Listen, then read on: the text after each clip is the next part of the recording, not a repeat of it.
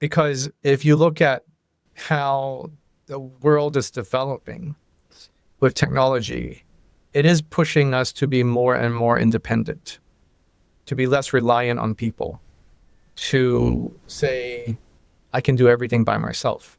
All I need is an AI agent and a bunker. Yes.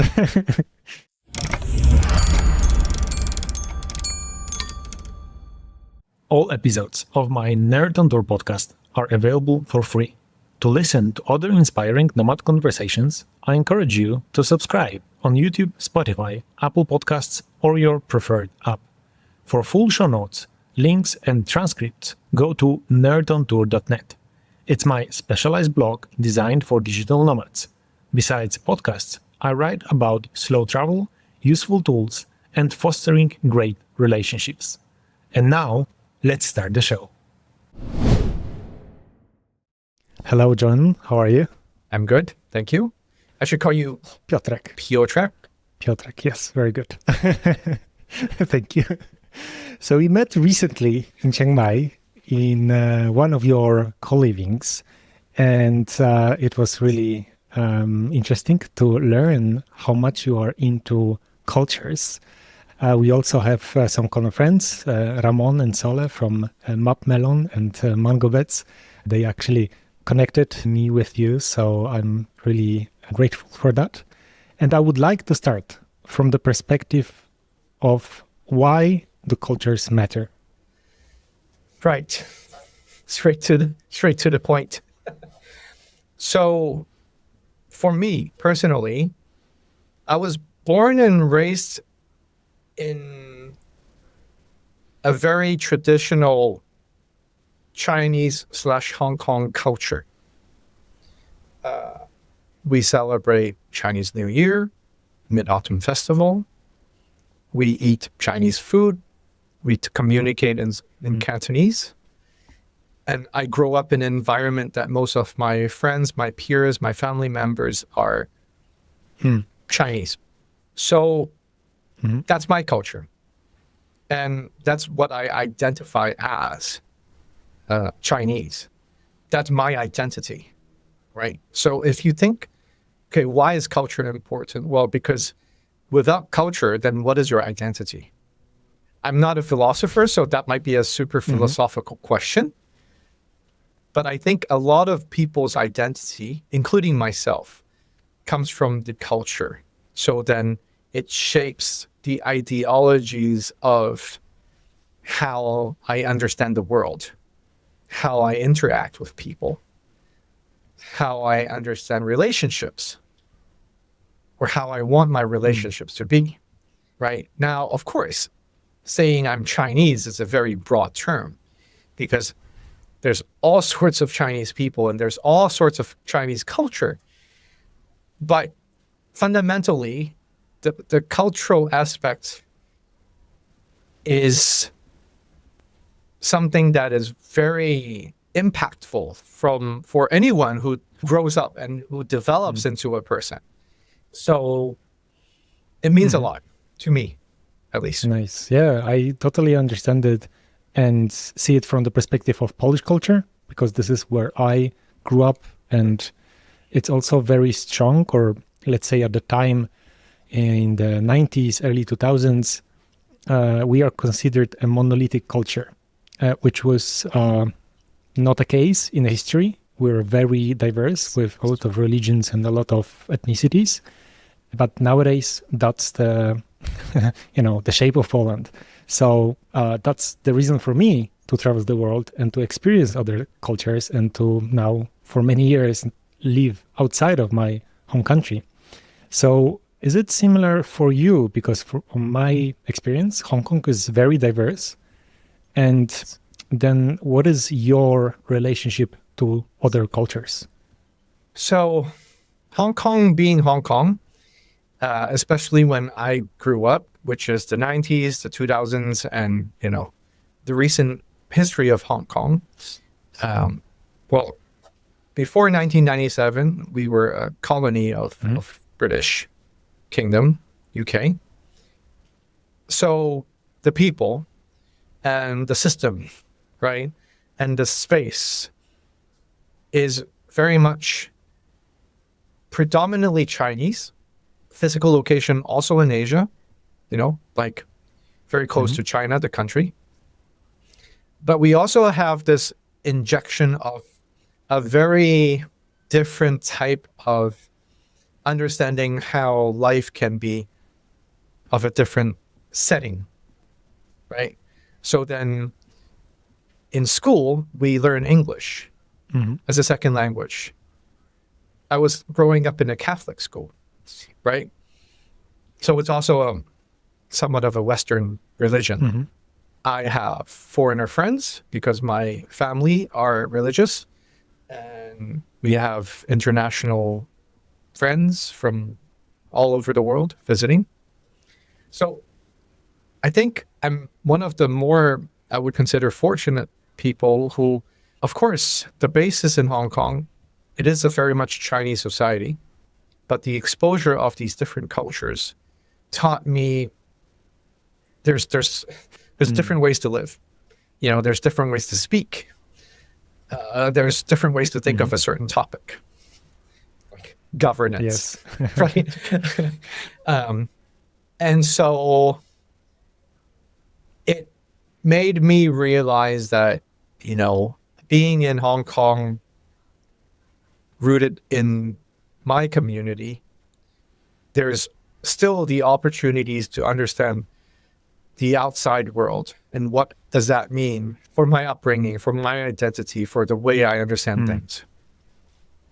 I think very significant is also the fact that your wife is Thai. So you are like going even one step further, and now living in Thailand, you are practicing this cultural awareness. So I'm curious, what is your perspectives? Later on, we'll be talking more about the specific activities you are organizing to bridge the locals and the nomads. But right now, I'm curious how the upbringing in Hong Kong and being, submerged with all those different cultures is now helping you to build those bridges between different cultures. So living in Hong Kong again, right? Like we are exposed to these different cultures through my friends, through my family, through school. But I think the first time I was genuinely culture shocked was when I moved to USA to study higher education, right? So I spent about 5 years in university in California, USA.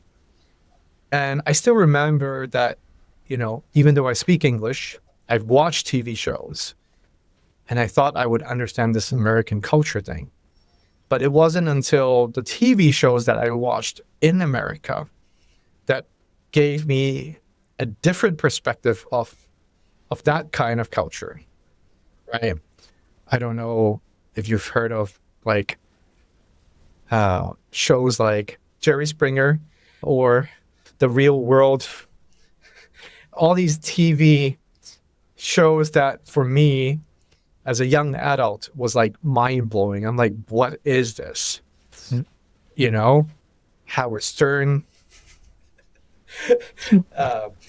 And that was the first time I was culture shocked when I was about 19, 20 years old. And then there was also the opportunity. I went to Japan after graduation, and I was learning Japanese as a second language. And I also spent some time in Japan. So now that I'm in Chiang Mai, Thailand, and now that I have a Thai wife, this is actually not a second culture that I have been exposed to, or I'm immersing myself into, right?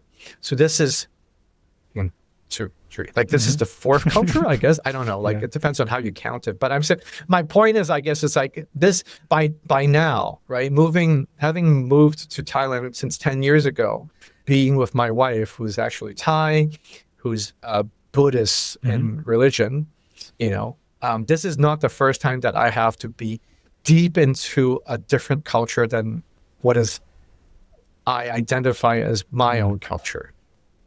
And obviously I have kids as well, right? So then they're TCKs, third culture kids. They speak 3 languages and they watch, any kind of TV you can watch in the world, right?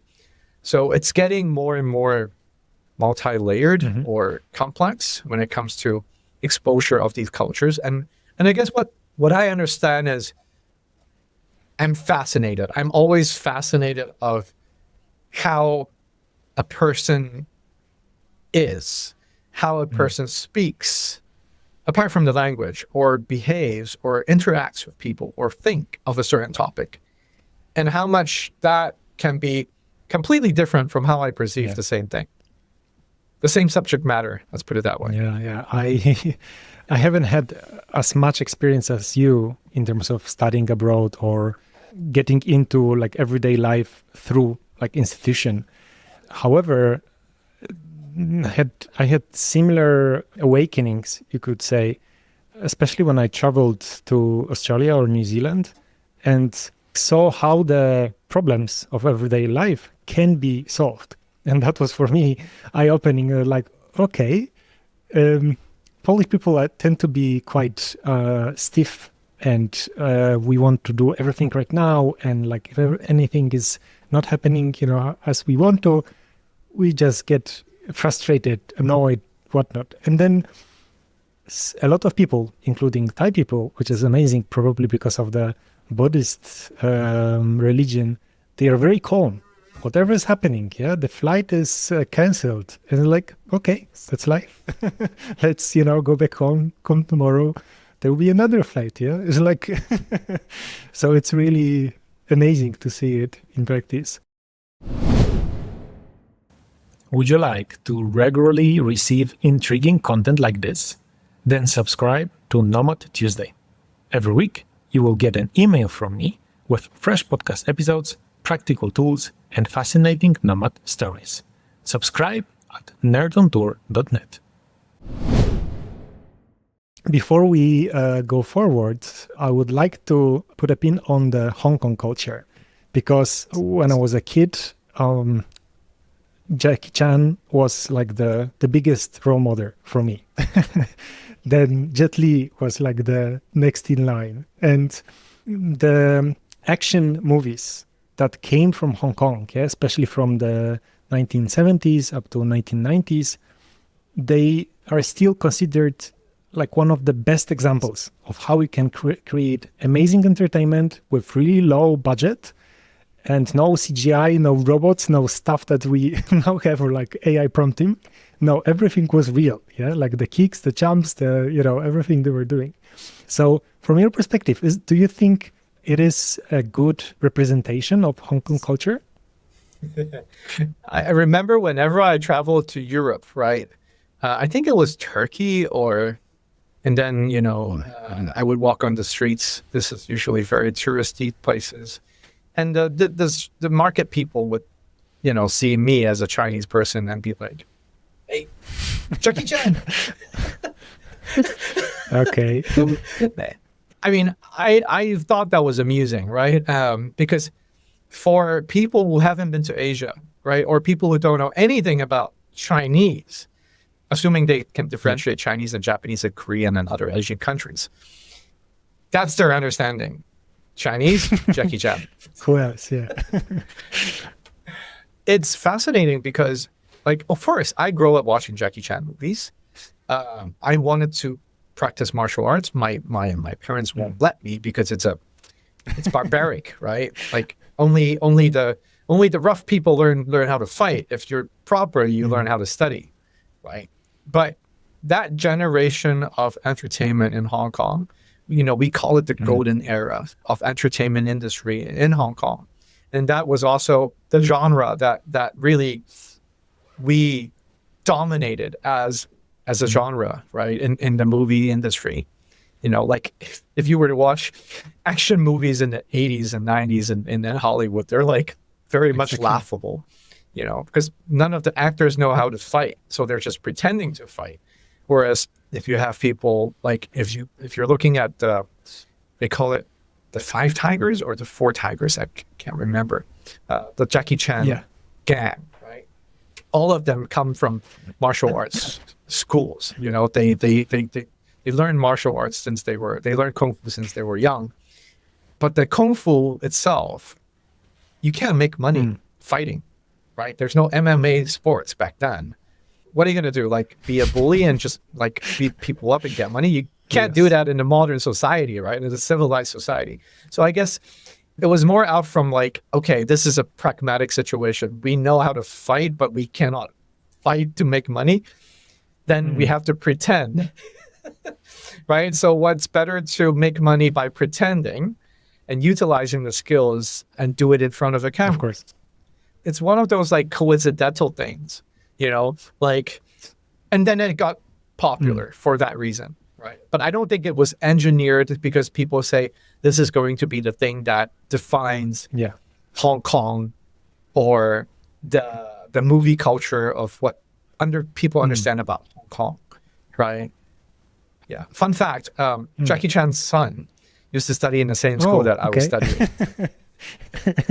Yeah. And the funniest thing is like, you know, he's a superstar. So he doesn't want people to know his son. But his son looks exactly the same as him. Okay. So everyone's like, that's Jackie Chan's son, isn't it? Yeah, so he was in our school for a couple of years.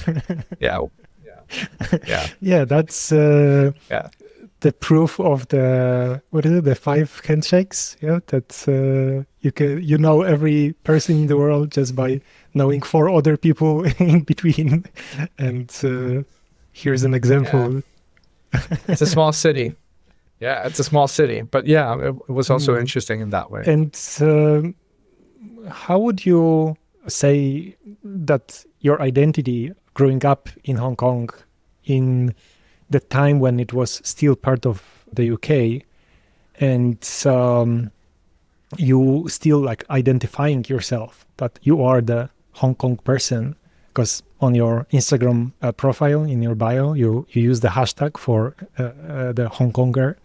So what does it mean to you today? Yeah, because the place is changing. You mentioned the governance, and I don't want to go into politics because it's not the podcast about it. I'm more interested about you as a person now living outside of Hong Kong and probably still having relatives there. What does it mean to you? I think identifying as a Hong Konger versus an American saying, I'm from Texas, right? Versus an Italian says, I'm from Rome. It's just another level of understanding what does that mean, right? So you cannot say, or I can't say I'm Chinese because that's too broad as an identity, right? Because if you're from the North versus from the South versus from Hong Kong versus you're an American-born Chinese, that's like a complete different set of values and understanding and upbringing and all these things, right? So I think my purpose of, you know, telling people that this is my roots is the assumption of people understand China is a very big country. There's a very long history. There's a lot of subcultures in language, in region, in food preferences, in ideologies, and history, and all of that, right? So then if I tell people that I'm from Hong Kong, that basically means, okay, then Hong Kong is different from China in a sense. They have a history of under the colonization of the British government, right? But that also means that the school system is different. The societies was governed in a different way, right? How people live was also very pragmatic because we were never taught about like, you know, governance or civil societies or like if you're in America, then you talk about democracy, right? We don't have those in school because like we were just trying to live and enjoy life. So Hong Kong as an identity for me is like, well, if you know Hong Kong people, then you know there's more specific values that we're related to. For example, you know, we're very pragmatic people, right? No money, no talk. Okay. There's literally a song by a famous, like songwriter. The song title is "No Money, No Talk." I should find it. It's a celebrity from the 80s or 90s. Like that's a fundamental value of Hong Kong. Like if we're not talking about money, we might as well not talk. Okay. Right? Yeah. And that doesn't apply to the other regions of China, for example. Right? We speak Cantonese. That's our official language. That's 99% of the people in Hong Kong communicating if they're from, if they're born and raised in Hong Kong, right? If you're in China, depending on the province, then you would speak a different dialect, right? And that also shapes how you engage with people. For example, Cantonese is a very vulgar language. We cuss a lot. Like we swear a lot. I didn't know that. So if you talk to my uncles, right? I have uncles living in the Canton province of China, and they speak Cantonese. Swearing is as normal as talking to anyone. Your kids, your peers, your wife, everyone swears. Okay. Like the closer you are, the more you swear. Okay. Seriously. And so there's that like language dynamic that because it's a colloquial language, right? And we're just very like in your face, that kind of communication. Like I even behave different if I'm using Cantonese language versus when I'm speaking with you in English. Like you would see me in a different personality almost if I were to communicate with someone in Cantonese, and you don't even need to understand the language. You can see my body gesture and you're already saying, this is a different version of John. Yes. I walk faster when I'm in Hong Kong. And do you For also real. stand in queues, even though you don't know where they lead? But I heard like you love just queuing for like desserts, for groceries, for coffee. Like No. Some Hong Kong people love that, not me. Yeah. Not everyone likes that. I mean, even when it comes to understanding space utilization, right? Like you've been living in Chiang Mai, and if someone is from Hong Kong, they can immediately tell that this place is built by a Hong Kong person. Okay. Do you know why? No. Because every single square meters of the space has to be utilized. Okay. And that's a very much like a design concept in Hong Kong. Like space equals money. Every space being wasted, meaning every dollar is being wasted. And so when you're designing a space, you better utilize the space to the maximum possibility. And so when we were designing Chiang Mai, the first co-living space, the architects in Thailand were like, you want to fit 30 rooms in this space and have a co-working space and have a kitchen and have this and have that? Yeah. It's like, is that possible? But yeah. Let me show you. And then they're like, Nice. Yeah. Thank you for all of that. And part of the cultural exploration is just by traveling. So I checked different posts on your Instagram, and I was surprised to see the big variety of the destinations where you were going. I saw you were enjoying snow in Switzerland. This is probably something unique, especially for people, from Asia, for those hot regions of Asia. And then what caught my eye was the 5-color lake in China, where you were like flying with the drone and taking some really nice pictures. And also like going around on like a road trip with Fiat 500 in Spain. So can you tell me more about your travels in general? again, being a Hong Kong person, we live in a very small city. And whenever you get a chance to have a holiday, majority of the people who makes a proper salary is like, we're going to a holiday. Right? We're going outside of Hong Kong. We're going to travel. So it's very much in the culture of a Hong Kong person.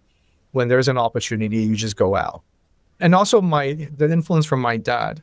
My parents also enjoyed traveling, also understood the importance of life experience, not just in the books. And so starting at a very young age, like my parents would just take us to different countries. Taking a plane, being in different countries, that's nothing too foreign for a Hong Kong person. I think what's more different is prior to being a co-living, co-working space owner, I was actually an influencer wannabe. And so I was trying to see if I could, put myself in front of social media space, do some live streaming, and do some travel content, or do a bunch of random content. But traveling was one of the content. And what got more interesting in my ways of traveling since 10 years ago, when I was using that tool, is that I understood your experience of traveling can be drastically different depending on whether you know the people in that destination that you're traveling. And because of the app, because of the opportunity to know local people through the app, I no longer choose destinations because of the destination. I choose the place because of someone that I know there, that I think they can show me around as a local person. Perfect. And I think that type of travel versus, let's go to Paris because there's the Louvre or the Eiffel Tower, right? Or let's go to, I don't know, like Egypt to see the pyramids, right? Nothing wrong about that. You still want to travel and see the landmarks and do that kind of stuff. But I'm older. I'm a little bit more well-traveled. So then the landmarks doesn't appeal to me as much as who am I traveling with? Who do I know? And can I see life as a local person and appreciate that experience? For example, next year, I've decided to travel to India. And I'm not traveling to Delhi. I'm not traveling to the main cities. I'm actually traveling because I know a co-living space owner in a jungle 3 hours away from Goa. And because of him, I'm talking to my wife and saying, let's make a family trip to India because we know a person who owns a co-living space and we've never been to India and it sounds like a good idea. Yeah. You have been commissioned to give you some talks about running a co-living and how to engage with the community. So I will ask you about this in a moment, but I just wanted to clarify, when you mentioned the platform, was the Periscope your biggest social media platform where you are active? I was, right, when the app was still a thing, but now it's dead, But yes, I was doing a lot of live streaming through the app of Periscope. Okay. Still, on Instagram, I see, for example, the content you are publishing for the co-living or for the different events you are promoting. It's really engaging. It's really well done. So I'm pleased to see that the skills you developed are helping you now to creating something, that people engage with. Yeah. There's definitely relevance. So we covered the traveling, your cultural experience, and before we talk about the community and how well you can build it and take care of it, what is your relationship to digital nomads? Are you consider yourself a nomad, or how did you first meet them? So I came to Chiang Mai 18 years ago because I started dating my wife, and that was 18, 19 years ago. But I think the first time I realized the term was when I walked into a co-working space in Chiang Mai. And this is maybe, 13, 14 years ago, because I was already working remotely. And then I noticed that, oh, there's a lot of foreigners in Chiang Mai. You know, they identify themselves as digital nomads. And I was like, oh, okay. Because, you know, we have a long history in Chiang Mai that the nomads would be here because it's cheap. You know, the infrastructure is nice. A lot of people pass through here. Tim Ferriss 4-hour work week, Nomad List, Peter Levels, you know, they all talk about Chiang Mai, right? So yeah, do I identify as a nomad? No, not necessarily, because I do travel a lot. I do work online, but I always have a home. I never not have a home, right? So by definition, if, you know, digital nomad is defined as a person who works and travels all the time, I don't really fit the profile. I'm not nomadic. Sure. I travel, I work, and then I go back home. Yeah. But again, it's a very broad term, right? So again, it depends on what do you want. Now, nothing against the term. It's just that I don't think I travel long enough and frequent enough to say that I'm a nomad. Now, my relationship with a nomad, I think, became more reinforced when I started to do a business to host the digital nomads in Chiang Mai, right? Running Alt Chiang Mai and Alt Ping River as a co-living, co-working space. So the business was designed to host them, knowing their lifestyle, knowing their pain points, knowing their needs. So, of course, over the years, I've met many of them if they were to book and stay at my place. And then I started traveling to different types of nomad conferences in Bulgaria, in Japan. And so, yeah, I mean, even though I don't identify as a nomad, I'm obviously very familiar with the term and what's happening and the whole scene, because now we also have, you know, projects that we're doing in Chiang Mai that is beyond the co-living, co-working operation. Yeah, I ask about this because the term can be very fluid, and I even argue that it's more something you do than you are. Yeah, of course, some people would like to, you know, keep it very hold as their true identity, and then, you know, everyone else are just newbies and they don't understand it. But I rather say like nomading. It's like camping. You go there, you do this for some period of time, and then you can go back home. And like, there's something wrong. Yeah, you don't have to do it in perpetuity. And then once you like stop, or like once you know, go home for like 3 months, it's like, no, you are no longer nomad. You cannot talk to us. You're not part of the gang. So it's good to hear that you are building the infrastructure for us, for the people who love to experience other cultures and have a place to work, and most important, to connect with other people. And for me, that's the clue. The community building, the community first co-livings, something that I love, that I look everywhere. And I'm so glad that in Chiang Mai, you are the boss, the person who is really doing this well, and, you know, now expanding with your influence internationally. So let's start by talking about the upcoming project, the Cosmolocal, because I think it's quite original. I haven't seen something similar in other places. So if you could tell me, what is it?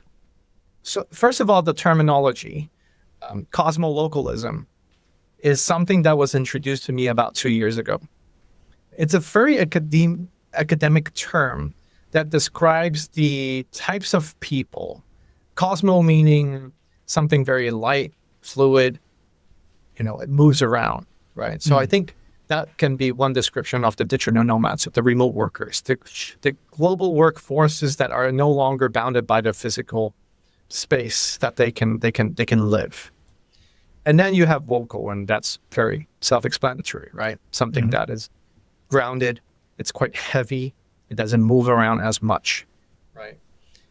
Now, Cosmolocal CNX as a pop-up village is my interpretation of when you have something that is, in theory, in the academia world that they want to understand these relationships.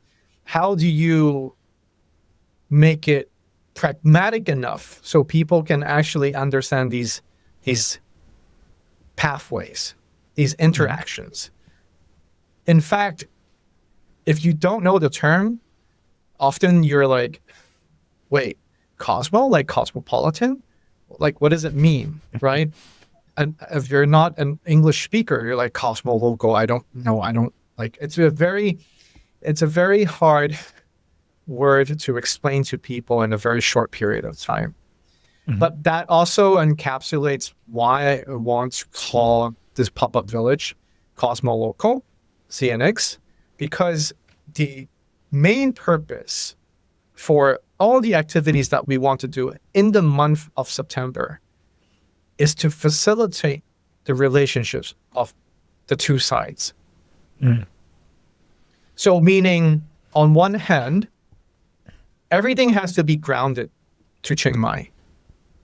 This is an in real life, an IRL event, right? So if you're coming in, if you're a Cosmo, then you're coming into this space and you need to understand the space and you need to interact with the space and the people, etc., etc. That's a non-negotiable, right? So compared to like a nomad summit, right, or a nomad festival, it really doesn't matter where you do it because the target audience are the nomads, meaning they do not belong to any physical location. So you can have a nomad festival anywhere in the world, and the experience is quite similar. Whereas Cosmolocal CNX is in Chiang Mai. There's going to be local participation. The topics that we talk about has to be related to Thailand/Chiang Mai. And the people here needs to be part of that conversation, and they also need to be the participants engaging with the cosmos, right? So then, despite understanding how hard of a job it is to create a brand with such an ambiguous word, we're trying. I don't want to say that we're great at explaining this message through our marketing content, because it is quite ambiguous. But I think if you know me, right, if you're in the space of digital nomadism, you're in the space of understanding cosmolocalism, you're in the space of pop-up village, then you understand, I think I know what this Cosmolocal CNX is about. So this is our first attempt to do something that is very intentional, bringing in the global talents. And again, I don't use the word digital nomads because I think cosmolocalism encapsulates more people than just digital nomads.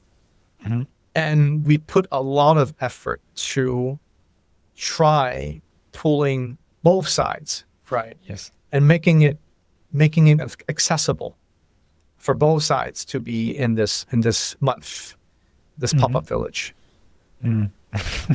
It reminds me a bit, 8 years ago, I was in Bali, kind of starting my own adventure as a nomad, and I was struck by a Swedish guy, Dennis, who was married to an Indonesian, and they were running a couple of different co-workings.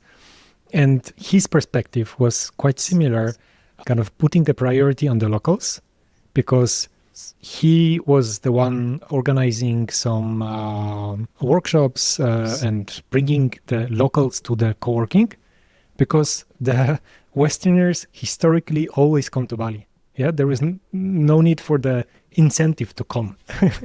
So I'm so happy to see you now doing a similar thing where, as you said, Chiang Mai has been already put on the map. Everybody knows where it is. Everybody are going there because it's a hub. And through the event like this, they have a chance to find a connection. Could you tell me more about the specific events, specific blocks that are part of the Cosmolocal, and the opportunities for both locals and the Cosmo people to connect? So you're right. Chiang Mai, same as Bali, is a place that if you're a nomad, if you're a foreigner, you most likely heard about it, and you come here and it's a very place to be, right? The only thing that is missing is the facilitation part, because by default, the locals will still prefer to hang out with locals and vice versa, right? If you're a nomad, if you're a foreigner, you prefer to hang out among the people that you're more easy to communicate, easy to understand with. We want to use different themes to see if we can pull the people in so that they have some common knowledge or common interest to interact with each other on both sides. So this year, we're starting with 4 themes. AI for Chiang Mai, solopreneurship, food that nourishes, and Nomad's Future Lab. And these are themes that will running in parallel as a co-living experience of its own. But there's also the main week on the last week of September, 23rd to the 28th. And that's like a 1-week conference, right? So that's the most intense, that's the most, the biggest productions that we want to do after the co-living experiences comes towards the end. And so whatever they have done for the first 3 weeks, we want to use that as the public output showcase to tell people this is what we have produced. So if you notice, it's not just AI, but it's AI for Chiang Mai, right? Can we utilize the talents to look at the problems of Chiang Mai and use AI as a technological tool to solve the problems in a city, right? For example, I don't know, traffic congestions, the smoky season, maybe communications, we don't know. That's for the cohort to figure it out. Food that nourishes, right? A lot of interests nowadays are in longevity. And they talk about food and health and wellness and all that. Again, I want it to be more grounded, and I want it to be more related to the culture. So when we want to talk about wellness, we don't talk about longevity, because that's anyone can talk about longevity. But we want to talk about longevity in a sense where food is something everyone understands, right? And everyone can contribute, and there's unique systems in Chiang Mai with the farmers, with the seed, savers, with the producers, with the restaurants. And there's a whole supply chain within Chiang Mai that if you're a foreigner, or even if you're a Thai person, you don't necessarily know all these people in the ecosystem, right? So again, we're using food as a common topic, and we're trying to ground people by telling them these are the stories, these are the notes in Chiang Mai that they can interact with. Solopreneurship, that's a simple one, with the technology, everyone can be their one-person business owner. So now you bring people together, you teach them how to build your own business. And that's equally important for people from the both sides. Nomad Futures Lab, it's very interesting, because we, as an organizer, right? We as a community, not only do we want to look at, the business opportunities, me as a business owner, but also what is the impact on local communities? What is the development of the city going to look like when more and more foreigners wants to relocate, wants to migrate here? Because that is happening. That is already happening. So that we actually have endorsement from the provincial government of Chiang Mai to build a sandbox program in the district where Alt Pink River, my second location, is. So that now we're using this nomad-friendly district program, and Nomad Futures Lab is to basically create a blueprint with scholars, with academias, with researchers, with people from all backgrounds, domain experts, and say, can we produce a blueprint to create something so that we understand there's changes in the city, there's new people coming in.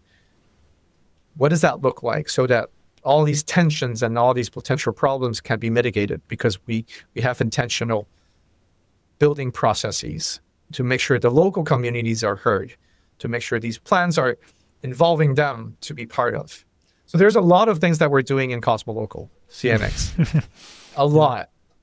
And so it's very educational. It's very meaningful. A lot of amazing people are going to come. This is year one, so we're not going to be perfect, but we see the potential. We see the need, and we're going to try our best to show people a very interesting side of Chiang Mai. Excellent. Yeah, I'm really happy to see you going one step further, because I feel like the concept of a co-working, of a nice cafe with fast internet, and even a co-living is already established. Like, people know how to do it. Of course, not everyone knows how to take care of the community, but putting a building, putting some chairs, and like connecting the Wi-Fi router, it's very simple. Yeah, it's like the basic infrastructure that have been done over and over for decades. So could you tell me now the mission of the out co-living, the first location, and now the second also that you mentioned, the out Ping River? What are you trying to do with those co-livings? Well, obviously, we need to make more money. Speaking as a Hong Kong person. Just kidding. Not really. But I think my mission has also changed over the years, because 5 years ago, it was a very pragmatic goal. I come from hospitality. I want to build a space for people to live and work. And if people enjoy the experience, that's great, right? Now, 5 years later, I understand that I'm actually building bubbles. I'm building bubbles for the nomads to be very comfortable to live within it, to live and operate within it. And that's not enough, because, again, we already know that there are situations in the world where people like me, infrastructure builders, who wants to bring my type of people to come together and do stuff. But what about the locals? What about the space that we're operating in? What about the interactions and the relationships, or the unintended consequences as we grow as a business, as a community? And so as I employ more Thai staff, as I talk with more local people, now that we have a neighbor at our second location that is also very passionate to understand what this means for the district, for the city, or even Thailand, the country, right? I think the new mission, or you can call it the 2.0 version, is to actually stop operating like a bubble and start encouraging the nomads or our community to look out, to reach out, to contribute, to give back, to do knowledge transfer, right? To learn what is Chiang Mai, what is Thailand, what is the culture like, right? So that they can also enrich themselves by allowing ideas and people that have different backgrounds than they are to develop themselves into, like a better version of a person, right? Because that's what we all want, right? At the end of the day, we want to grow, we want to develop, we want to be better. But hopefully not at the cost of the places that we pass by. Hopefully not for the expense for the other people that we've forgotten or we didn't think enough about. I don't want to sound like, oh, this is a noble cause. No, like, I think it's a necessary cause, because if we don't do this, then there's going to be a problem, because we already see the problems happen, right? Network school in Malaysia, the Run Club in Bali, right? Even with like mass tourism in Japan and Barcelona, right? And so, there are tensions as more and more people of the world move around spaces. And so if nobody talks about these things, traveling will not be as fun. As someone who has been working in mass tourism, because I was the tour manager for Polish people to go around the world, and I really enjoyed being their guide, their caretaker. I also had a chance to work with foreigners in Poland, in my country. So I understand how important it is to have someone who will tell you the context where you are, and what is now happening, and why is it important to understand the locals and just interact with them in a human way, because it's all about the relationship that we are building and not treating each other as enemies or like as a necessary evil. They're like, oh, those people are just like, always here. So I'm really happy that you are doing that, and you are very conscious and very determined to move forward and build those things. So I'm happy that the bubble is being connected with other bubbles. We don't want to burst it. It's more like the foam of in a bath. I'm trying to describe it so that we don't want to be a bubble that's easily be burst, right? But it's kind of like a membrane, like if you look at a cell, right? Sure, you have a protective layer, but there's still components coming in and out through the membrane. And so it's necessary to have your entity, but that doesn't mean it's insulated from the outside or from the inside world, right? So I don't think bubbles are that great. Yeah, I think what's interesting is right now, for a foreigner who wants to live longer than the normal visas that will allow them, right? So we have a lot of visas option in Thailand, but to properly get hired, to pay taxes, to get social security, it's actually not easy. And I think that's something that we also want to engage with the Thai government and tell them, hey, this could be an opportunity. This could be an opportunity to engage with the foreigners more than just seeing them as tourists, more than just seeing them as retirees, that's coming here to spend their pensions, right? So then whether they can bring money here to open legitimate companies, or they want to come here to find a job because they have skill sets that local people don't necessarily have.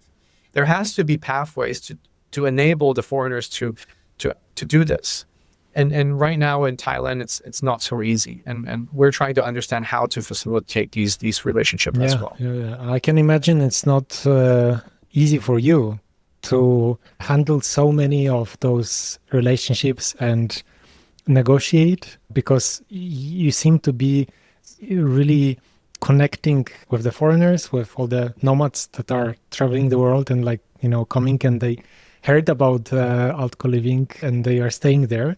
But then you are extending the bridges, with the local institutions and local government to actually collaborate, and with the Ping River, the whole neighborhood, you are really want to encourage to make it more robust, And even step further, I was pleased to see how many of the Japanese colivings are working with you, are collaborating and organizing some, common promotions like Kotohira, Kanazawa, and Fukuoka. Can you tell me how did it happen, and how come you are becoming this an Asian co-living celebrity? I wouldn't call myself a celebrity, first of all, but I think it's more my childhood dream to have a closer relationship with Japan, the country, because I just love everything about it. And this is very personal, obviously. I always joke about if I don't have a Thai wife, I might be in Japan already. And so 4 years ago, when Japan in Fukuoka decided to create a conference for the digital nomads, I was very intrigued because, it was a top-down kind of policy from the government side, recognizing there is a potential with digital nomads and building these pathways for the locals for the different regions in Japan to understand what are the opportunities.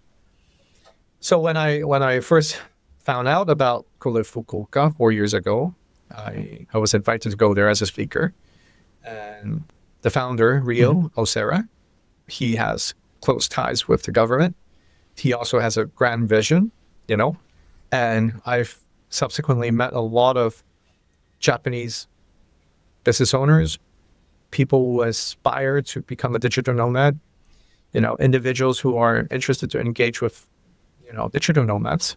And, we just start talking.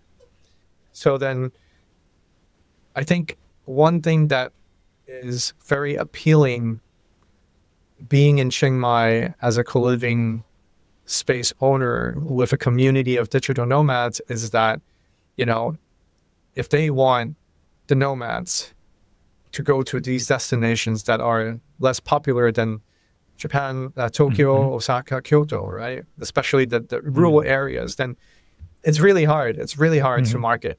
I think I serve the purpose of introducing these places that I find also appealing for nomads. So with Kotohira, it's a population of 7,000 people in Shikoku, which is 3 hours away from Osaka by bus. But it's a gorgeous town. And the co-living space owner, he has so much openness to digital nomads. And his co-living space is so nice, It's not the same as obviously, but like the first time I went there, I was only there for less than 24 hours. And I was like, man, this place is amazing. Not because of the city, the space, because Japan is Japan, but because of the establishment, because of the owner, because of the people who really want to host nomads. And so, I start telling people about this place. We do these pop-up co-livings. We bring small groups of people to stay there for a month. And it's interesting because then, the local economy is also tourism based, but it's people going to the temple and leaving almost on the same day or one night stay maximum, right? For them, it's like, why would anyone want to stay in Kotohira for a whole month? Exactly. Right? There's only one main street. And to their surprise, people enjoyed it. People enjoyed being in Kotohira for 1 month. And so that changed the perception of understanding what the possibilities are for the city, for the engagement with the foreigners, for the business opportunities that may come along, right? So this November, I'm again bringing another group with nomads, but more than that, with my local business owners from Chiang Mai to visit Kotohira. And now we want to say, can us in Chiang Mai as a business community engage with Kotohira, with their business community, and see if there's any cross-border business engagements we can do. So everything just starts building from smaller blocks to more and more interesting and complex situations, which is great and also scary at the same time. It sounds like a multi-cell organism. Yeah, you said you started with one cell. There's no stopping of it. And growing. It is great. Yeah, the problem is I overcommit and I tend to be too ambitious about things I want to do. So yeah, need to do a sanity check every time. Luckily, I have my wife to stop me. And the kids also probably ask for attention, and you can't work 24/7. Yes. But on a side note, do you practice the 996? I'm an entrepreneur. So you have to. I'm not an employee. There's no 996, it's just man. 24/7. Okay. It's 24/7, even in the dreams. It's not healthy. I don't think it's healthy, really. I need to actively, consciously switch off. I mean, I enjoy the things that I do. Don't get me wrong. Talking to you, talking to anyone, who wants to have coffee, but still, there needs to be downtime. Yes, definitely. Right? Okay, that was just a side note. The thing you mentioned about staying 1 month in a destination that is so unusual. Yeah, that it shocks the locals of like, why on earth people want to do this? Yeah? Especially like foreigners coming, they don't speak Japanese, and they are like, in this one location now enjoying, and then coming back, and the new ones are coming. This really is something that I experience in Tenerife, because I moved there to the 9 Coliving, and that's one of those places that people are raving about, because the community there is so great. And it's also placed in a small town in La Ortava, that it's very, very local. If you walk on the streets, if you do anything around the small place that is on the hill, that is kind of hidden from the main roads, and of course it's beautiful, and it's kind of similar like the Kotohira, that people are coming maybe for a few hours to take some pictures and drink a coffee and then go further. And we were the people who were staying there for months and even longer, and it really creates this beautiful dynamic, when you are coming again to the same shops, to the same restaurants, and the locals start to recognize you. And this is, I think, the first great step that naturally occurs, that is like organically building the connection between the locals and the visitors. But it's very aligned with like combating the mass tourism, and this like super fast traveling where like a weekend trip you see 20 different places, but it's so unsustainable. So I'm just happy that you're also moving towards this direction. You are actually building those opportunities for more people, not only in Chiang Mai, but just for Japan. Yeah, I don't think I can do more than Japan.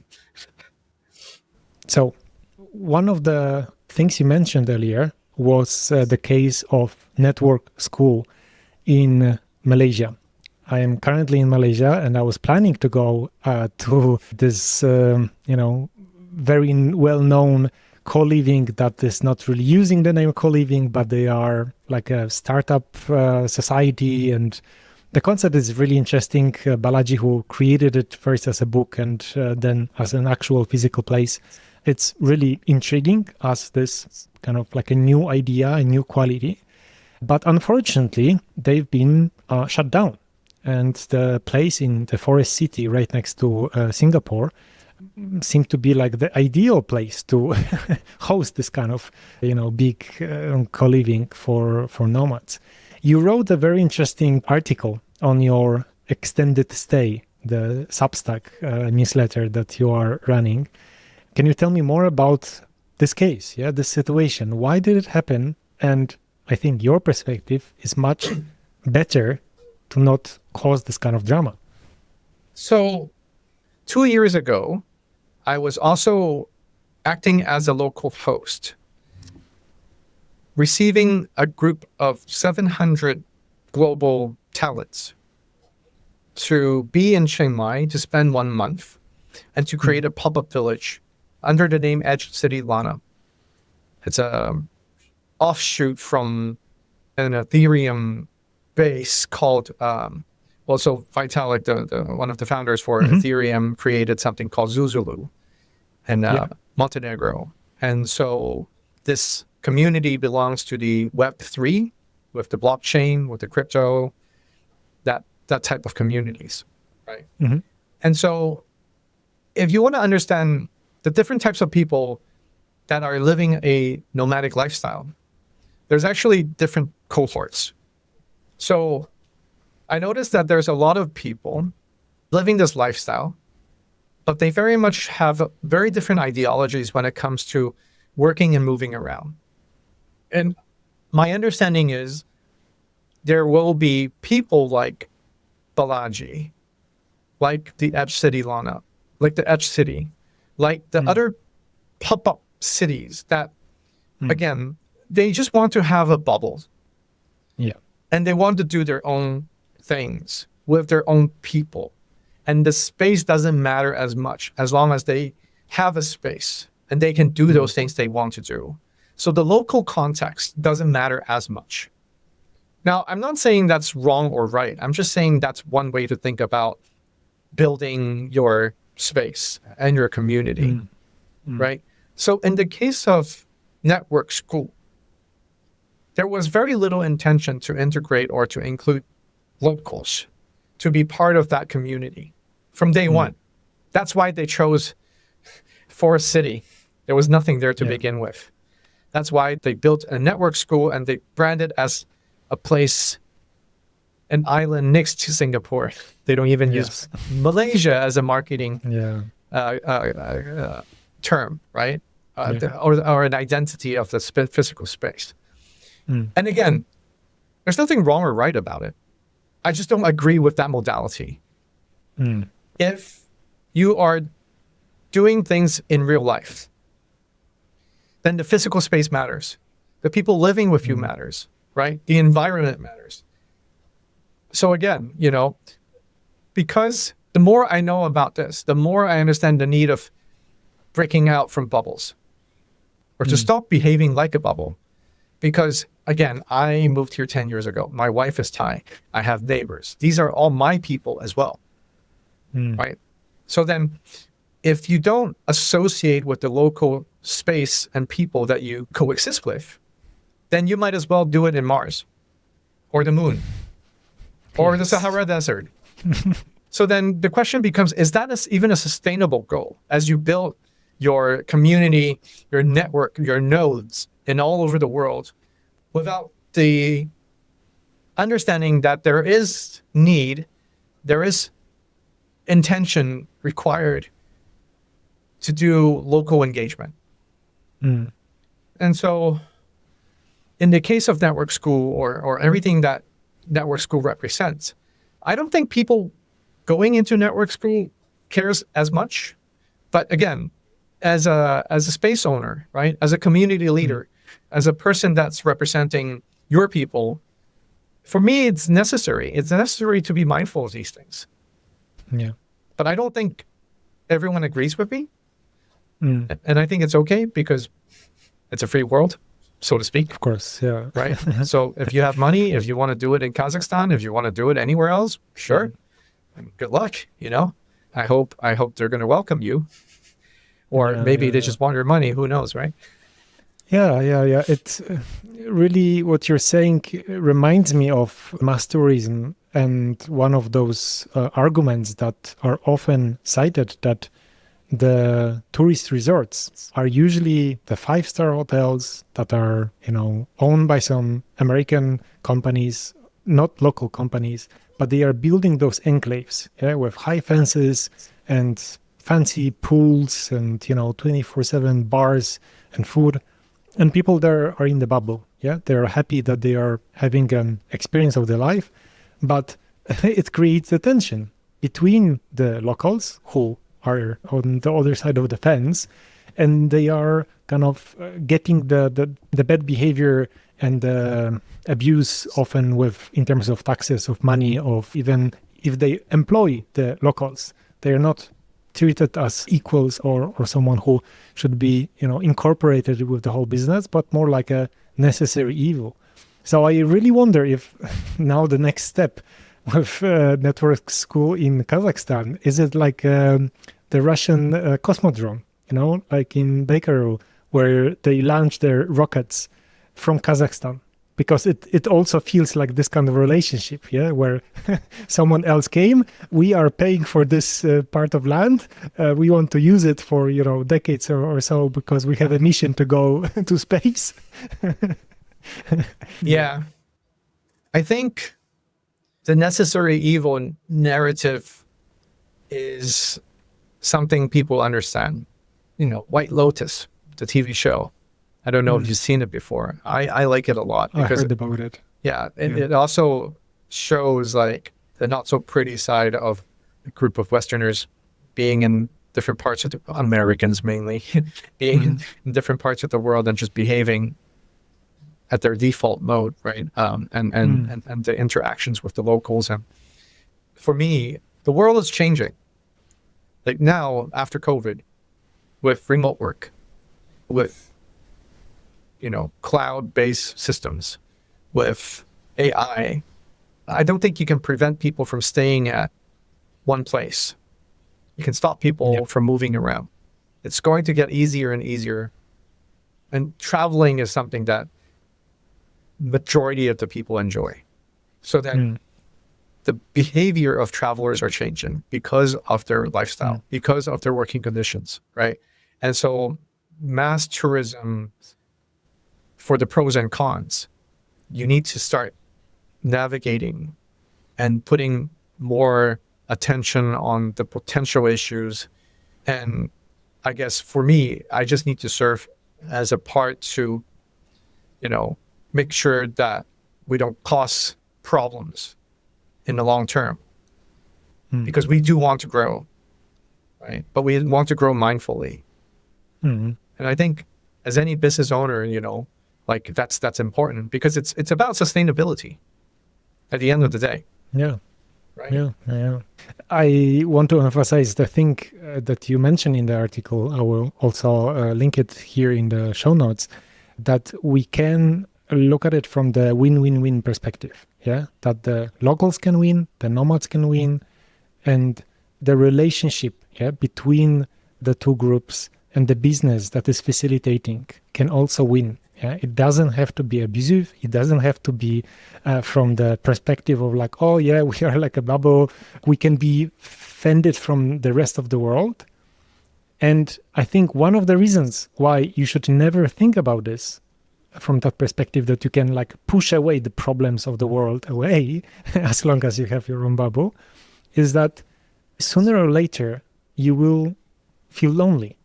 And I think this is one of the biggest things among digital nomads, that they all kind of strive for connection, for like a meaningful connection.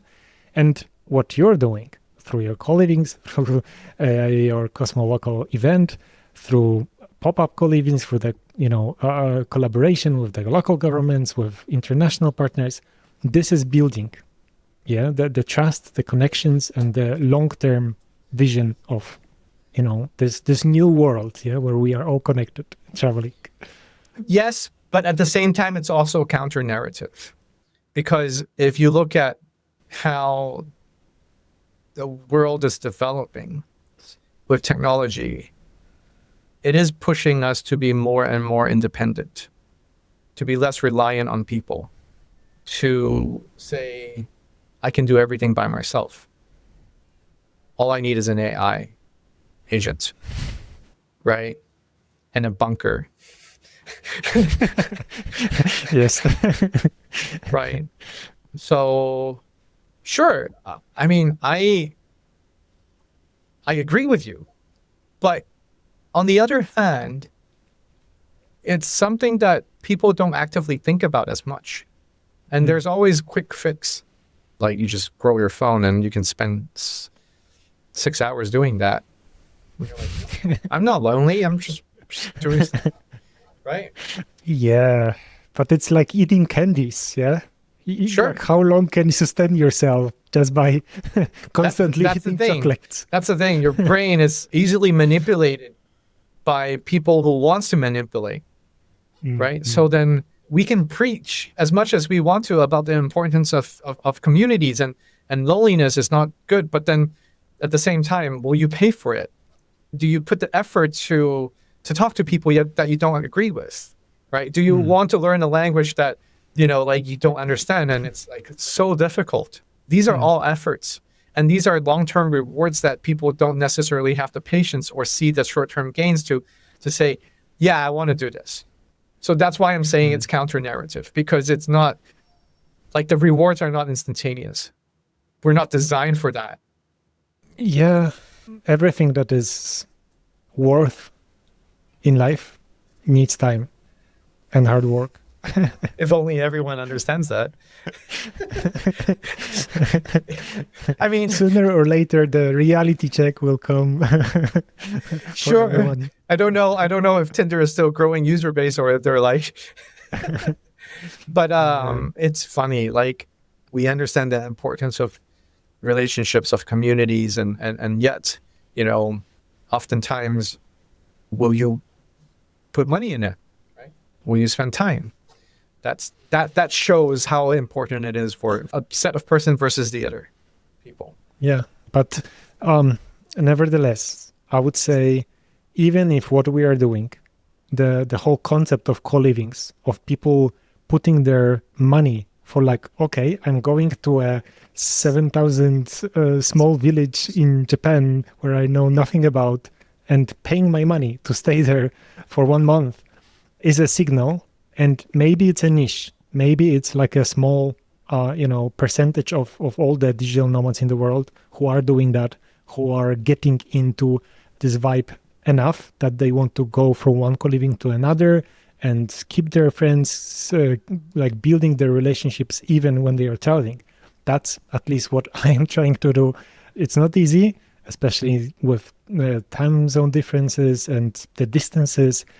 But I'm trying my best, and I hope for the better future, because then what's the alternative? Yeah, we are all stuck in a Tinder, thinking that we are swiping with a real person, while they are all AI. Yeah. We can only try. Exactly. Right. Yeah. So before we end, I'm curious about those small things that build the daily interactions and the connection between people. And I think working out together is one of them. So I noticed that you are doing some running, like jogging with the members of the Coliving. Can you tell more about it? Like, are you an active runner, and is this like part of your weekly activities? Yes. So every Wednesday, I mean, it's something that I enjoy doing. It's early in the morning, but it's also like, you get interesting conversations when you're running with people. It's a different group of people versus, you want to go and do karaoke or, Yes. chat at a bar. The unfortunate thing for me is as the community grows, as the business grow, I will inevitably have less and less time to interact with the community members because there's only one of me, right? That's why we have community managers. That's why we have our staff. That's why we encourage people to give and to contribute and to, do all these activities.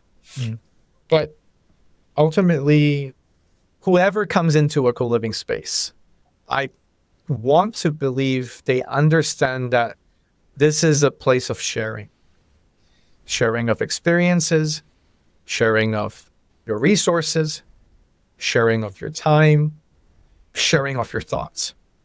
And if everyone will just do a little bit, then, even though I'm just doing the Wednesday runs, someone can be doing board games. Someone wants to do a potluck, right? Someone wants to go watch movies and someone wants to do Skillshare.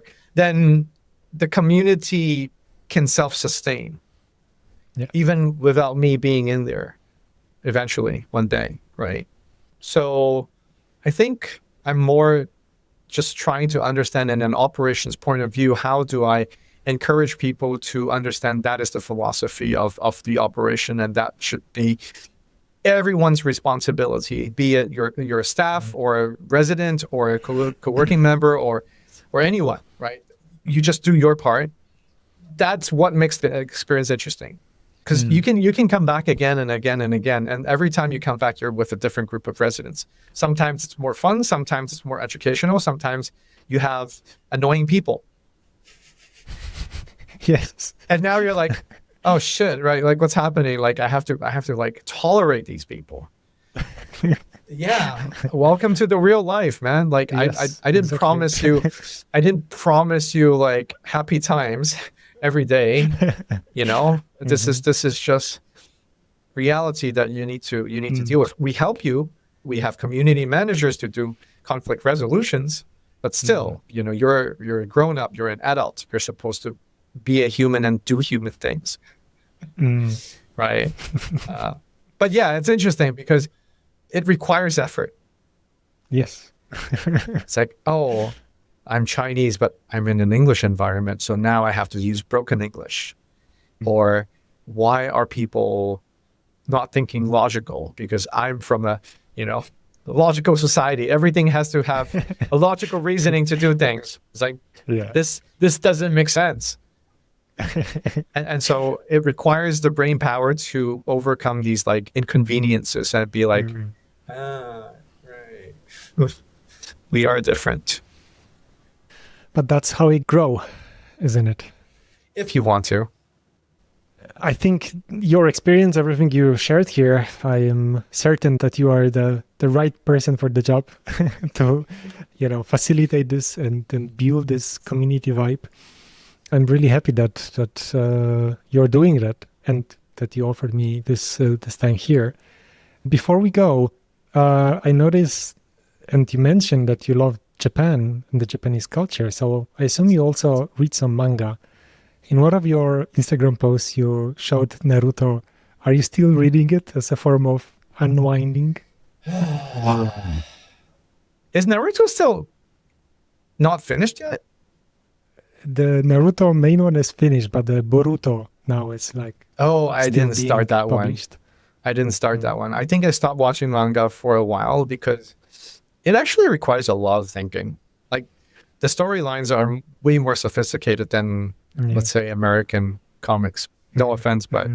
Yeah. Like One Piece is like thousands of issues and it's still just one continuous story. Yeah. I don't have enough time for entertainment these days, I must say. Rick and Morty is my favorite show. Excellent. Yeah. I like it too. Yeah, but I don't have a new manga that I'm into these days. Yeah. I used to love Hunter x Hunter, but yeah. Okay. Unfortunately, the author decided to not finish it. Yeah, but yeah, I mean, there's a lot to love about Japan. Yeah. Like I started this way as well. Yeah, the pop culture was like the connection for me to get into this amazing worlds, and then over the years I developed the sense for the traditional culture, their history, and visited many times. So yeah, there is a lot of things to learn about it. I do recommend to try on an iPad. They have the Manga app, the official one from the Shonen Jump, the publisher. So they are publishing all of the mangas. Many of them are free. And then if you want to like access to like archive and stuff, you pay some small membership, like a subscription, and then you can still read it as the actual pages. So it's something that I recently came back to and reconnected with my teenage self. Thank you. Yeah, I think I'm aware of the app. I just nowadays it's slowing down the consumption of content and finding more content to consume. But I mean, just because I love Japan, doesn't mean that I only go to Japan, right? I haven't been to Poland yet, so I would love to go to Poland one day. I just came back from Switzerland visiting my friend, but I think ultimately, if you see things in the eyes of appreciating the things that can be appreciated, then every culture has something nice. It's just how much time do you want to spend understanding it? Yes. Right? That's the value of being a digital nomad, because you are forced to reconcile with the space and the people as you travel, right? So you cannot not be open-minded about it. Otherwise, you won't be a nomad. You would just go back to home and live in your hometown, right? Yeah. So, and that's why majority, like I would say 99% of nomads have fascinating stories, because they see the world in a different lens than people who have only one home base. Yeah. That's one of the reasons why we are doing that. You are doing this conversation. We are sharing the stories, and I'm building, this channel because I want to share those stories. Yeah. Keep doing it, man. We need more people like you. Thank you very much, John. Where should people find you online? Where are you most active? LinkedIn, Instagram, and I think the cosmolocalcnx.com. Yes, cosmolocalcnx.com. That's our pop-up village that's happening in less than 10 days. It's going to kick off. I mean, I'm quite easy to find. All you need to do is just send an email, and yeah, if I can, I'll try to respond. But yeah, there's not that many John Ho's in Chiang Mai. Yes, yes. And especially whoever is in the zone, in the vibe of the co-livings, co-workings, everyone heard about John already because I've heard about you for like many different sources, unprompted. And I'm really happy that we could finally connect and do this conversation. So thank you very much, John. Thank you for your time. No, thank you. Thank you for giving me the time. And good luck on the Cosmolocal event. I hope it will be something that will then every year build the vibe in Chiang Mai and people from around the world would come and enjoy it. I hope so too. Thank you. Okay. Thank you. See you. Bye-bye. Bye-bye. Let it go. Thank you very much for your attention. The best way to support my Nerd on Tour podcast is to like, review, subscribe, and share it with friends. Go ahead and do it here in your podcast app. For more digital nomad stories, follow me on social media and check my blog, where you can ask questions and comment on each episode.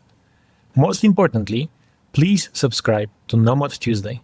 It's my weekly newsletter about all things digital nomad. Each Tuesday, you will get an intriguing email from me with fascinating travel destinations, practical tools, or fresh podcast episodes. Subscribe at nerdontour.net.